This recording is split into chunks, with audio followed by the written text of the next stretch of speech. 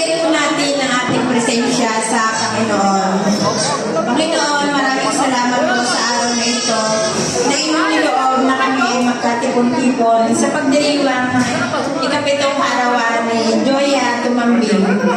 Maraming salamat po sa kanyang mga magulang, sina Unad at Gillette, nawa patuloy niyo pong gabayan, i-bless at ingatan ang buo niyang pamilya. At ganoon din po tayong lahat na naririto ngayon.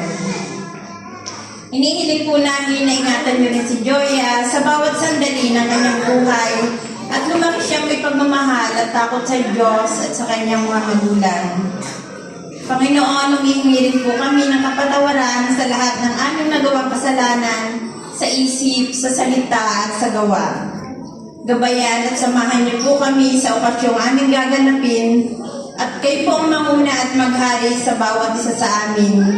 Maging masaya po ang puso ng bawat isa sa amin. Papuri sa Ama, sa Anak at sa Espiritu Santo. Manatili naman sa atin ang biyaya ng makapangyarihang Diyos Ama, Anak, Espiritu Santo. Okay, maraming salamat.